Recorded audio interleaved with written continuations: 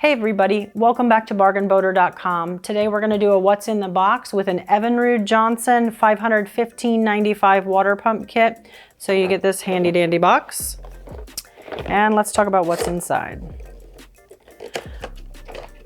So the first thing you'll come across when you open it is an instruction kit.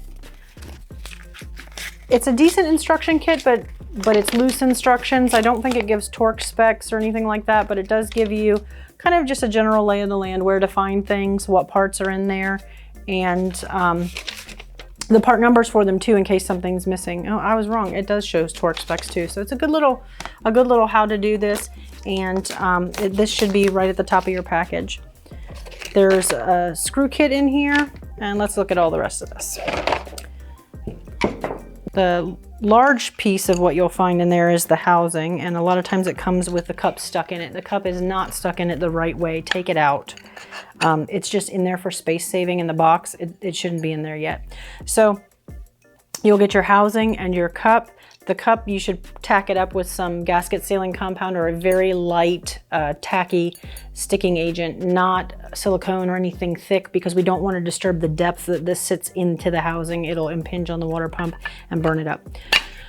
So what else is in here? We have our standard 515.93 impeller kit. If you watched any of the other videos, you'll notice this is the same impeller kit that's in the 515.94 water pump kit. We'll talk about why in a minute. We have the base plate.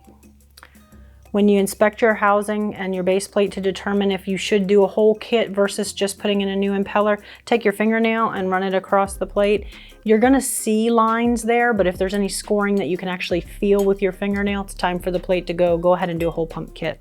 So you have a plate, you have the mounting gasket for the plate, you have the spaghetti seal or O-ring that goes on the bottom of the housing. There's a little channel here for that.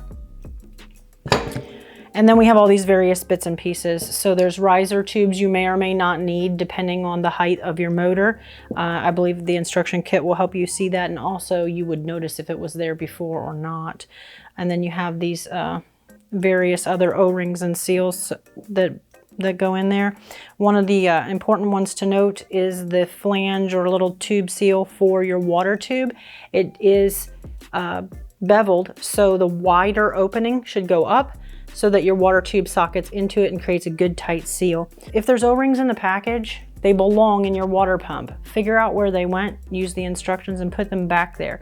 Very often times we'll have persons purchase a new one over the counter and they don't install it properly and come back. And a lot of times when we get them back, we find that they didn't put the O-ring in. So you don't create a good tight seal and you don't have the appropriate water flow. So don't leave the O-rings out, they're important. You're gonna have a little tiny packet here of Moly Lube. Moly Lube is a high compression, high heat lubricant that belongs at the top of your drive shaft splines. It doesn't go anywhere else. You don't lubricate your impeller when you put it in, just on the drive shaft. That's to keep it so it'll come back out again later. Let's look in the little packet. I'm pretty sure this is our screw kit. So these are the little bits and pieces that come in the pack. If you want to come in and take a close look, we'll do that and show you all the little bits. And here's an overview of all the bits and pieces that are in the kit and what they look like. In most cases, I'll tell you that if you buy a kit and it has parts in it, you're going to use all of them. But in the case of outboard motor parts, there's always room for a variance there. In water pump kits and carburetor kits, it is oftentimes that they fit many different engines, and there may be a bit or piece that's slightly different than your own engine. The base pieces are all the same.